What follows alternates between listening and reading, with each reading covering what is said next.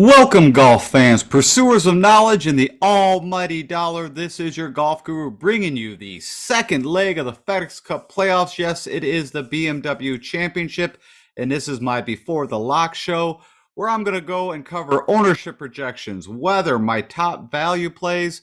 I'm also going to even go over my prize picks, let you guys have a chance to win some money that side too.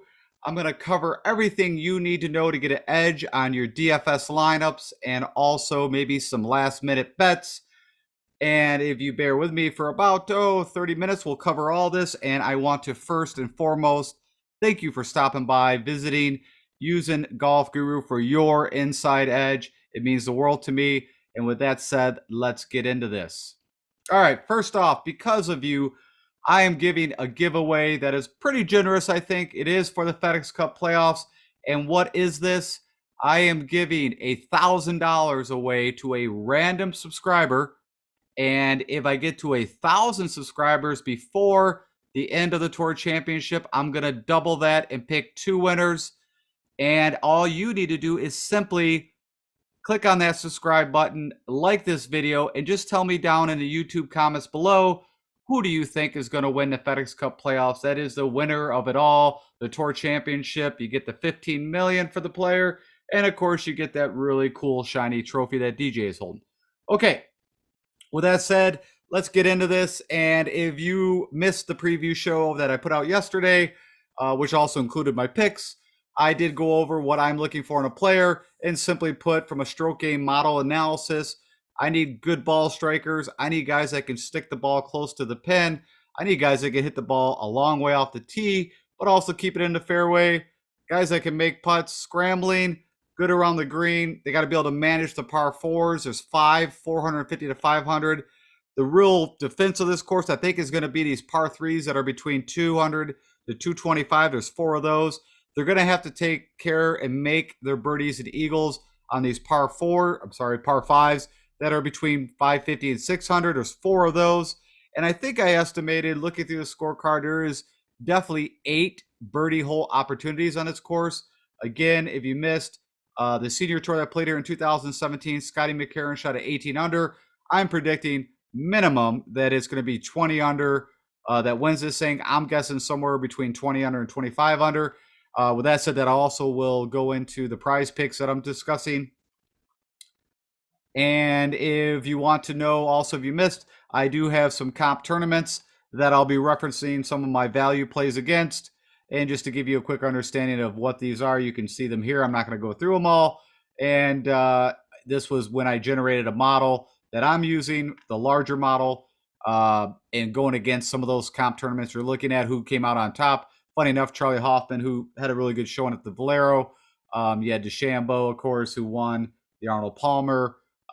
Certain tournaments like that came in. Okay, let's go jump over into Fantasy National and look at the value plays. Okay, so I've jumped over to Fantasy National. Again, this is where I do a lot of my analysis. Highly recommend it if you're doing some of your own, or of course you could just use me in leverage. And the first thing I just noticed, I actually want to turn this to 12 rounds. I don't want 24 rounds. I want to always keep it to recent form. And I do have no filters set on. Again, once you put filters on, that's going to get, pull up courses from past. And that's not what I want to look at. I've already given you my top 15 plays. So we're going to scroll down, and what I am focusing on are the guys around 7,000. That's what I consider a value play. And the first guy that I fall on is Kevin Streelman, who actually has some pop in his bat. He's got sneaky length. Averages probably about 315 off the tee. If you look at him, you wouldn't think that. But if you see what he's been doing, so again, this is a mini model. So I've kind of broken down, took that big model we just discussed and made it smaller to get the 5 keystroke king categories. Number 1, ball striking. Next is approach. I need guys to take advantage of the par 5s. I need guys to manage the par 3s and, of course, be pretty decent off the tee. This area here is how many birdies have they made over the last 12 rounds. And then, of course, over to the right, you got recent results. Last 5 tournaments pop up there that they played. And then tournament history. Now, again, that is different courses. They've never played here for the BMW Championship. I think this is the 7th different course they've used for the BMW. Just a side note. And if we go on Kevin Streelman and just take a look at a few of his things, just so you can get an idea, if you want to plug in Kevin, you can see the putter is where he typically has some issues. But over his last 10 events, he has been either neutral or barely gaining. Been pretty solid on approach, solid around the green. Off the tee here, you can see last 5 maybe been a little wayward. But you can see at the Wyndham, he gained 3 strokes on the field, gained on approach, gained with putting. And I believe the Memorial, which is bent, had a really good showing there, but lost a stroke putting. Let's go and plug in some tournaments just to see how he's done on some of the. What I'm looking at from a tournament perspective is the big boy tournaments, big boy fields, also some no-cut events. So if we go to Wells Fargo just this year, he had a 26, which is pretty solid at Quail Hollow. Almost mixed up Memorial with that. He's had a 9th, a 6th, so a couple miscuts in between, but he's handled himself pretty well at Quail Hollow. I think that's a pretty good course if you think about the trees, the length. I also believe, and I always got to verify the green type. It's actually Bermuda. I think Memorial is actually the bent grass I was thinking of. And let's go take a look at that Memorial, how he did. So he's done pretty well at Memorial, and let me verify again. That is bent. It is a par 72, and can play up to around 7,400 yards. Oops, let me go back to that. Okay, so he had a 13th recently. He's had a 4th, an 8th, a 13th. So that's a big boy course, big boy field. I like the showing of that. If we look at the Valero, which also I think is a pretty solid, hasn't been there since 2019, but he's had a 6 and an 8. Again, decent sized course, par 72, and I believe that is actually Bermuda greens. I'm not going to pull it, but I'm almost 100%. Let's pull up the Farmers. So this is more thinking about Torrey Pines South, which I think is a good fit. When they play, of course, Torrey Pines, they play a kind of a mix of, typically they sprinkle one hole or one day at the north, one of the south, and then once they get to the weekend, it's all south. So you're getting 3 rounds if you make the cut on the south course. It's a 37, a 45th recently. And let's see, has he played the Houston Open? I missed a cut in 2020, way back in 2018. Also think that's not a bad. Also mentioned Bay Hill, long track. That showing was way back, but he had a miscut recently in 2020. Let's just see overall how he's done at WGC events. Now, this is all the no-cut events. And also, so 80 players, strong fields, and you get 4 days with them. So, kind of right medium of the pack. And just for fun, we can go look at also some FedEx events, Northern Trust. Nothing spectacular. He had a 64th recently. And if we look at the BMW, kind of again, middle, lower pack. So I like Kevin Streelman, though. From that play down there, you get 4 days. The guy makes quite a few birdies. He's also not a bad showdown play at times. So that's someone to think about. All right, let's get off Kevin. Funny enough, Kevin Kisner actually has played this course. So back in his Georgia days, I think they played the NCAA playoffs or something here way back in 05. But just so you know, he has played this course. Also, I guess Jordan Spieth has some history here due to Under Armour, is played here a bit, but I'm not too excited about Jordan's game. I get real nervous when I see the 2-way misses, and we'll talk a little bit more about that on PrizePicks. So skipping Kevin Kisner, I already picked Jonathan Vegas. I just highlighted him again just to let you know he's 7,100. He's showing 5th on my model ranking. You can see he's been playing really good golf at T2, at Twin Cities, at T15. I know he had to cut here recently, but I'm not too worried about that. Let's go look. I'm curious what the issue was for him. I think it was the driver. Yeah, so that's typically, as you see, he's going to gain quite a few strokes, and he actually lost strokes with the driver. I'm guessing it was just getting a little wayward.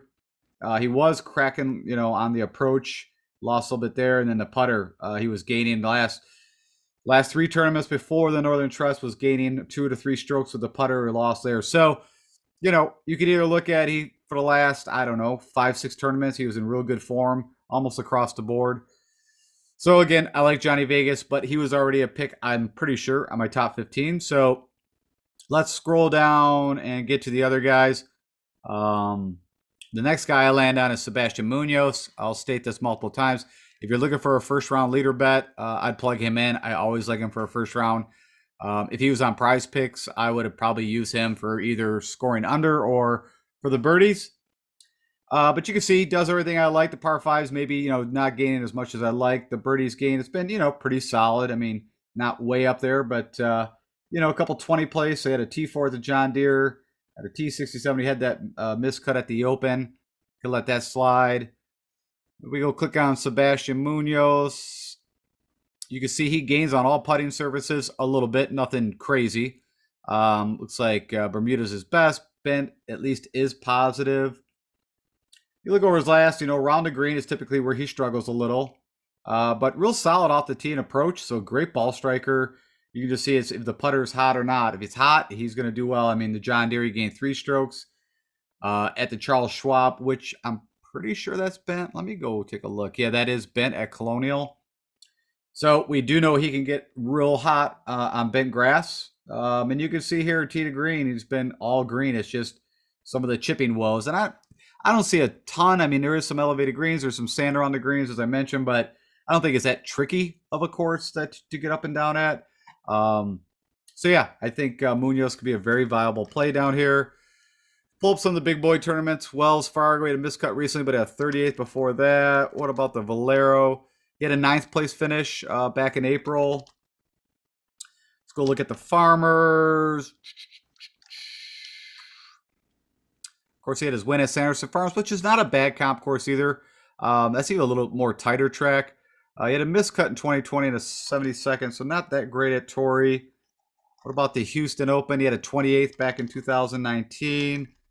Arnold Palmer this year, he had a 49th and then a miscut. What about the Memorial miscut this year? Let's go see his WGC events. He's only played in 2. This would be the one in Florida, not Mexico, at Concession. He had a 22nd, and then this one would be in Mexico. He had a 14th. What about the Northern Trust? Of course, he had the 21st just recently, an 18th, a 43rd. So pretty good in the first leg. Let's go see how he does at the BMW. And then he played last year and had an 8th. And that was at, oh man, now I'm blanking. Was that at Olympia Fields? Yeah, tougher course. And that was bent grass too. So again, I like Sebastian Munoz and I like him for a first round bet. Kind of scrolling down. Next guy, Emilio Grillo. Just for a guy that can score a lot of points, you're getting 4 days of them. You can see it's been, he had that great showing at the Open, but since then it's been a little bit missed. But you can see at least over his last 12 rounds, he's doing the things that I'm guessing a lot of it's the putter. Let's go take a look real quick. Funny enough, bent is his best surface, his best worst surface. Like I said, he's not really stellar. So yeah, just the putter fell away. So you can see he was having a nice putting back in the May timeframe with his irons, and he gets some putter going. It's gonna be amazing. Again, Charles Schwab is bent. Kiowa, that was Bermuda. I was just curious where he had. And then Wells Fargo, I also believe. Again, we just looked at that, was Bermuda. But not crazy. I mean, I don't like these last 2, losing almost like 4 strokes here, 3 strokes putting. But also he can gain more with approach. Funny enough, it was the driver that was bothering him. Then it looks like he got the driver back a little bit and started to lose the putter. But again, you're getting 4 days with him, and he can put together those birdie consecutive streaks. So I like Emiliano Grillo as a play at 6,500. The guy that I really like is Killer Keith Mitchell. And I actually talked about him. I forgot what the odds were. I think it's 130 to 1 when I got him. I like him for an outright bet. Of course, he's just snuck in to making it to the BMW. I think he had a birdie the last 3 holes and just got him over that like 70 hump. So again, he's excited to be here and to get to the Tour Championship. He's going to have to play really well. Of course, like all the guys, they've never really typically played this course. They're not getting a lot of time to practice. So they're all kind of in the same ballpark. But you can see he does everything really well. Top 5 from, managing the long par 3s, the par 5s off the tee, of course. Been getting a lot of birdies. You can see this. It snuck up here in August. Had that T8 to T5 at the 3M Open. The couple times he has got to play here, it was a while back, but 2019, 2018. Kind of ended up lower middle of the pack. And then, of course, he had that really good showing where he challenged Rory at the Wells Fargo at Quill Hollow. You see that third back in May and an eighth there before. So big boy courses with trees, he does pretty well. What about the Valero? He had a 17th there this year, so that's pretty good. Again, a par 72, longer track. What about the Farmers? And he doesn't do well at the Farmers, so forget him at on the West Coast for Torrey Pines. Miscut at the Houston Open back in 2020. But what about the Arnold Palmer? He's at a 5th, a 6th, a 43rd, so he can get his way around Bay Hill. He's only played in one WGC event in Memphis. That's a shorter track, right? We just saw it, so nothing really to look at there. The Northern Trust, of course, he had the 8th here recently, so he's in good form. But he's made the times he has made it before, nothing too spectacular. And then I mentioned the BMW, nothing too grand. So, I like Killer Keith, though, definitely from a betting perspective. But down here, again, he can make some birdies. He can get streaky. I believe at, what was it? So I think it was the 3M Open at Twin Cities where he rattled off 7 birdies in a row and then had a par 5 and just, missed, I think, the chip in, if I remember right. This is a while ago.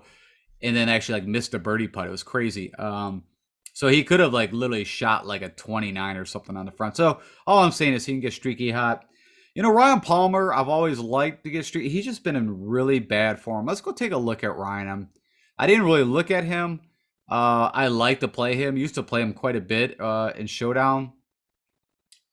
Looks like he's been struggling a bit off the tee. Approach has been okay. You see here issues here with the approach around the green.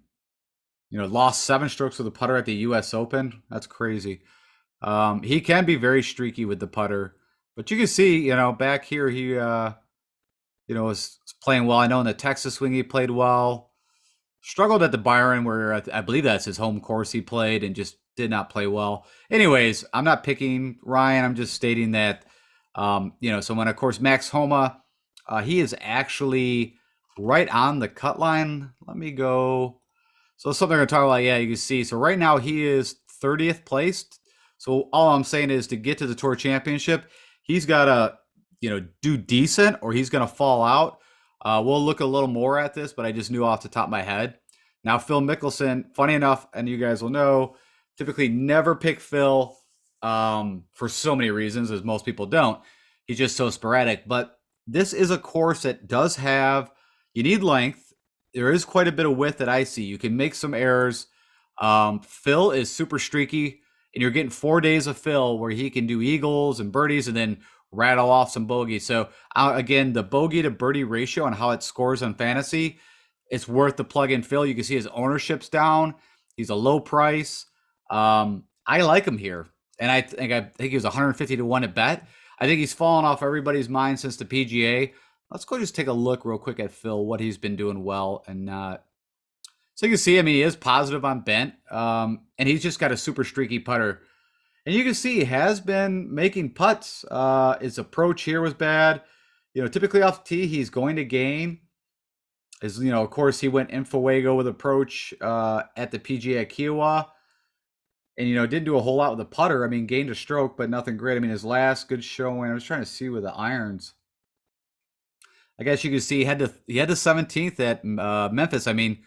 Kind of quiet, but again, from a point perspective, I'm going to play him on DFS, and I bet him. He could be that, again, kind of shock the world. Also, we can go look at where Phil is, and I kind of mentioned this.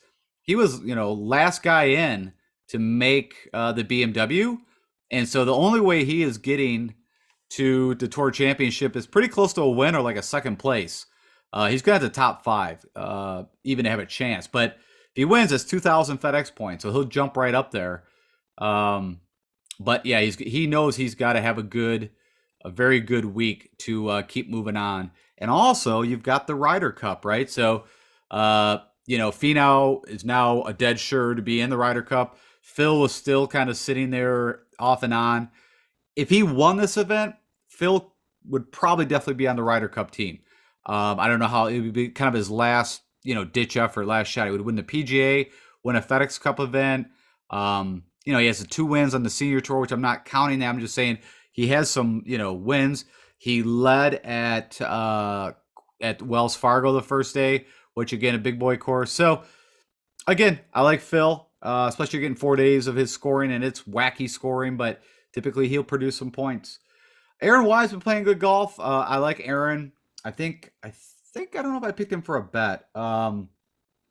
He's been here once, 2008. He had a T16.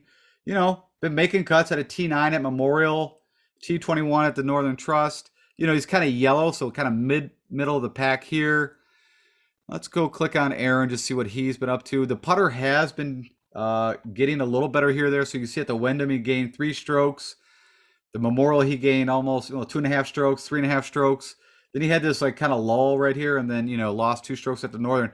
If he could have made some more putts, he could have even done better at the Northern Trust. He killed it off the tee. I do need guys with length, and ball striker. He's a great ball striker. Typically, it's the putting that will get him, but the putter has been off and on showing some life. So I like Aaron Wise. Chris Kirk also was on that Georgia Bulldog team in 2005. So he's also played Caves Valley before. I don't know how much, but I know for sure he's played. Just a side note, he does have familiarity. But if it was 2005 and he hasn't played since then, it's not like you're going to remember a whole lot. I looked at the Gooch. I think he's a solid play at 6,200. I don't have a problem with him.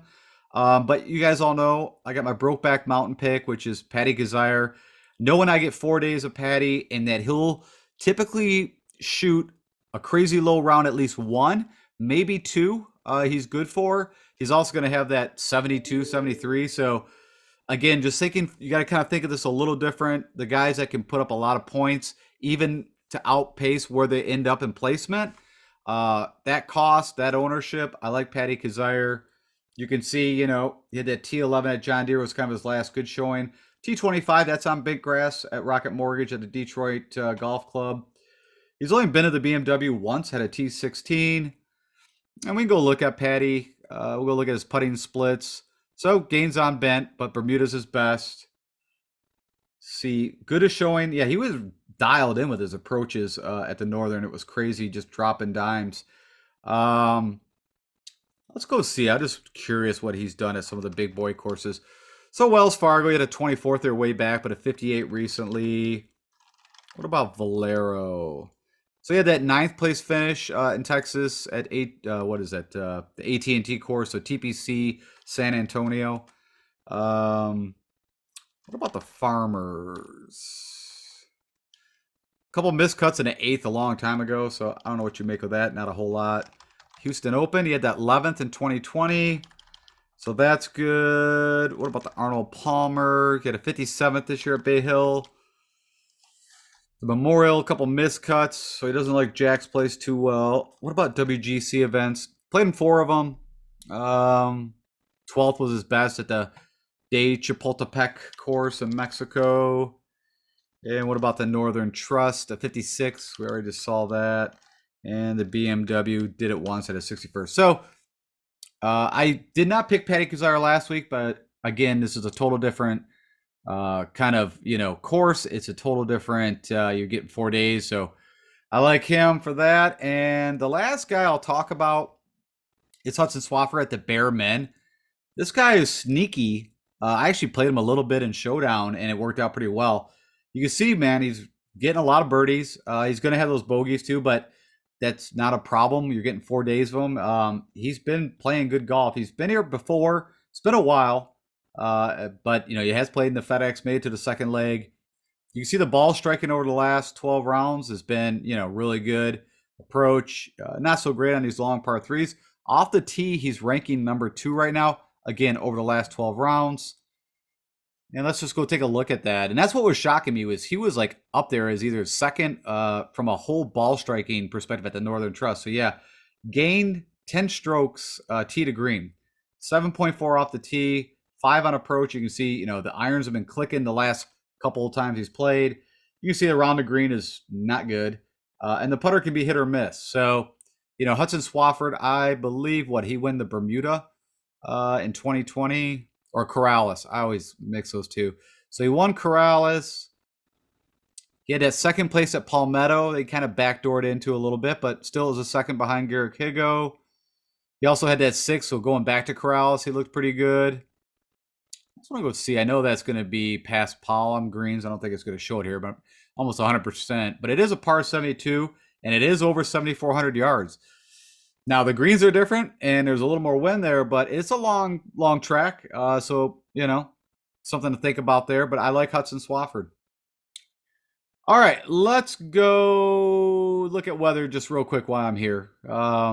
So again, I always show you guys, use Wind Finder. What you're going to want to pull up is this Eldersburg Liberty Reservoir.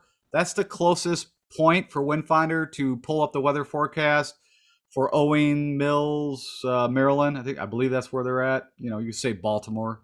And long story short, it's going to be hot, not a lot of wind, and pretty, everything is very scoreable on Thursday. And then it looks like there is some possibility. It's funny, it's not showing up on Wind Finder, but I looked at the Weather Channel app, and it was showing there could be some rain this weekend. So hopefully they get it all in. But Friday, again, looks pretty calm. Saturday, pretty calm. And then Sunday, again, could possibly rain in the afternoon. But use Wind Finder and pull up Eldersburg Liberty Reservoir. That's the closest point to get your up-to-date weather.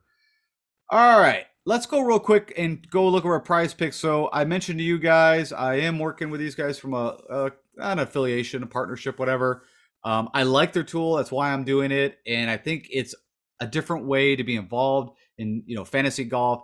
And I think it's easier. Honestly, I believe it's easier to win and make money doing this than it is actually to put 6 guys again and thousands of entries.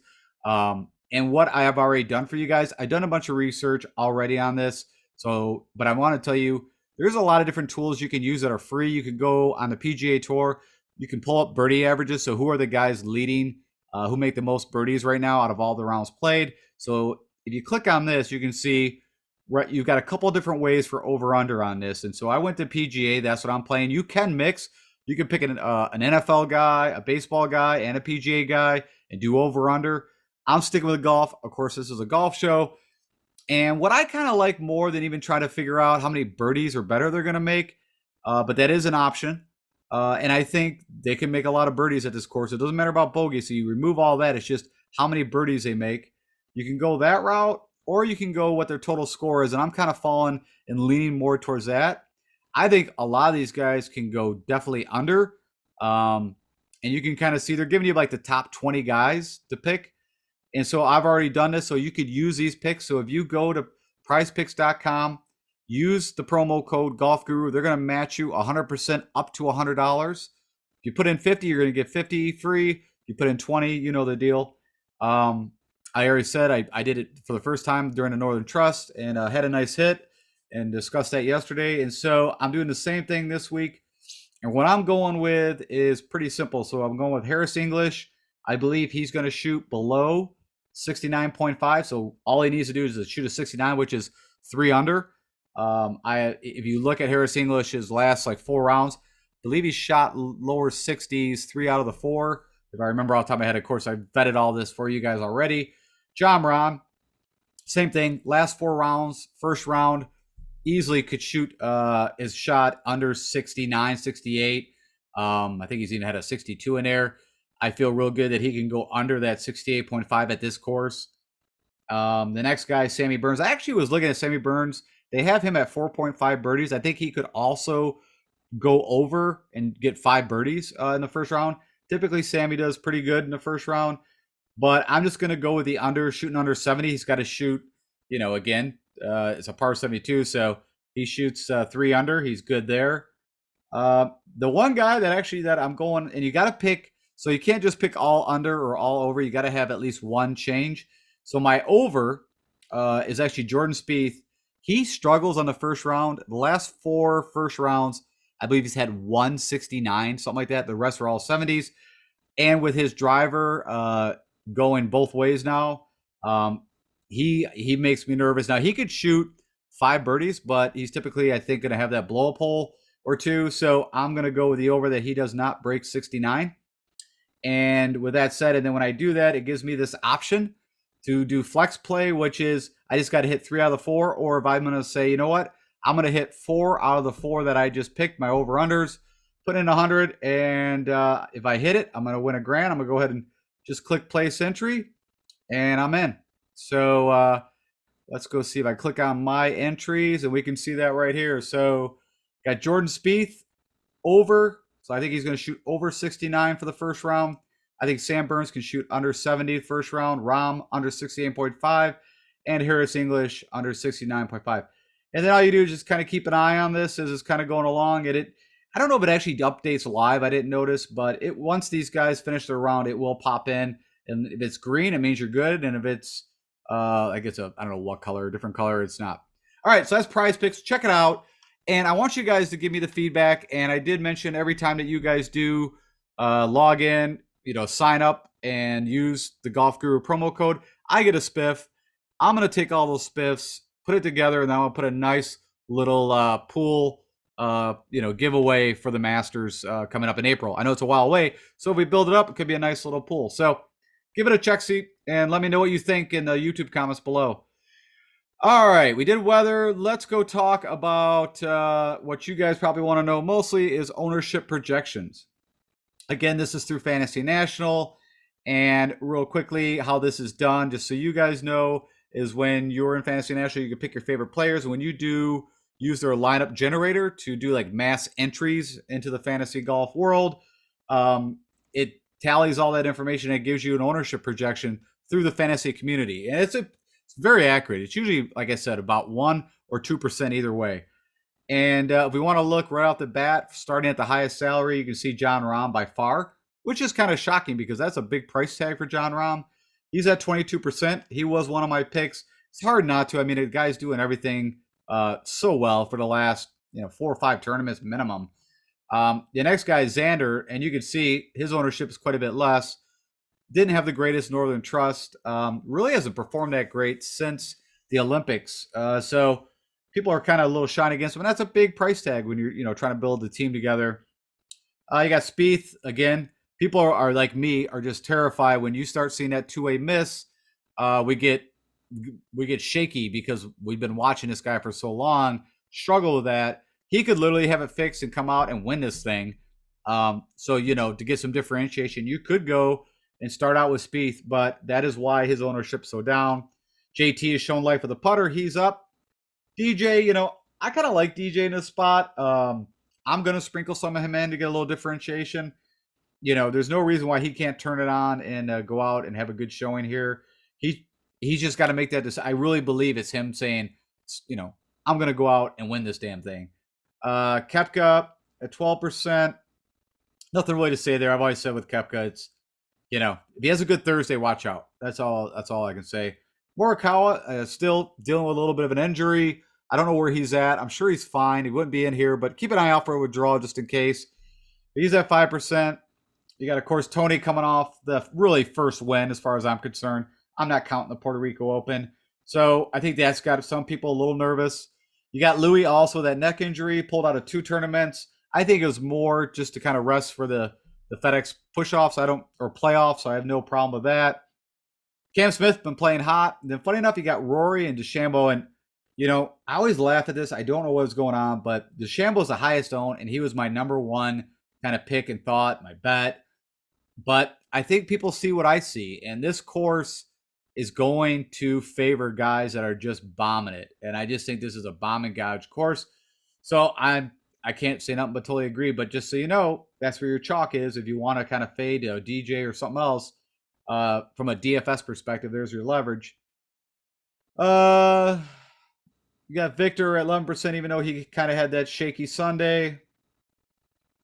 Scotty Scheffler's been playing great golf. I'm just going to kind of scroll through and let you guys can look at the rest and see what you see. If I see some Russ Henley, it's kind of falling a little bit to the wayside. Again, I think you need length. Noren could be he's been playing good golf. He's been very on or off hot. But I think he's not a bad play at that price or at that ownership projection and price. Let's scroll down a little more. Cameron Champ, again, people are thinking they need length. Going with the bomb and gouge. Johnny Vegas, way up there in ownership. Again, not one of my picks. So a lot of people are on the same narrative that I'm using. Makes total sense. You got Cam Davis, again, long ball striker. Killer Keith, 11% ownership. Taylor Gooch also has got the long iron game.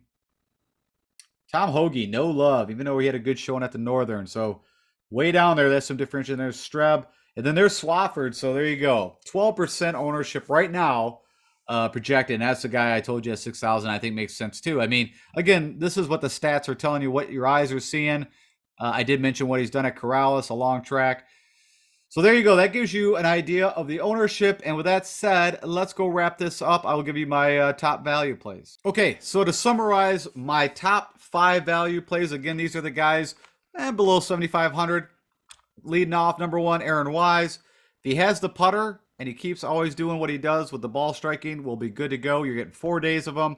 He can get super streaky, put those consecutive birdie streaks together. Same with my broke-back pick, Patty Kazire.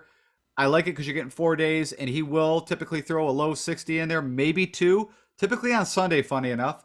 But sometimes he's out of contention. But I like Patty Kazire. Sebastian Munoz, again, a great first-round leader play. Whatever it is, this guy loves to come out on Thursday and fire. For that price, I think he's a great play. He's shown that he can handle himself in the big boy tournaments. He did it at the CJ Cup. He did it at Zozo. He did it last year at the BMW, so I like him as a play. And then you got Kevin Streelman, sneaky long, man. I'm telling you, don't forget about Kevin Streelman. You know, I know he hasn't had the greatest recent form, but he can get birdie hot. And last but not least, as you already saw, Killer Keith Mitchell. I think a lot of people are on this. He's showing good recent form. He's been on big boy courses. He's won. He's won at the Honda. I like him for an outright bet. So that is my top 5 value plays. And again, go check out PrizePicks. I gave you guys my picks. Leverage them if you want. Do your own thing. But, hey, use my promo code. You're going to get an extra $100. And last but not least, you don't have to do just golf. You can mix and match whatever you want. But I really do want to know your guys' feedback for whoever does sign up for this. Just let me know. And again, whoever does, I am going to take the spiff and give it right back to you guys. All right, with that said, that's going to wrap it up.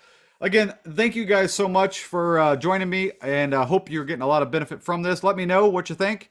Hit that like button, share it with anybody else that you think might be interested. And of course, if you've not subscribed, I need you to subscribe and also to get into my giveaway. Again, it is a random pick. And yeah, I'm asking you guys to give me some feedback on who you think is going to win. But ultimately, your name's going to be put into the random generator. It could pop out and you could be $1,000 richer. And last but not least, if I can help you guys further with anything, hit me up on YouTube comments below or follow me at Twitter at DFS Golf Guru. Best of luck to you. Enjoy the golf. Hopefully the weather holds where we don't get delays. And then we're on to the Tour Championship, which honestly from a DFS perspective is not as fun. It's a little more difficult because it's such a small field. But, you know, I'm still excited to see who wins this thing. All right, guys, take care. Have a great weekend. Talk to you on Monday.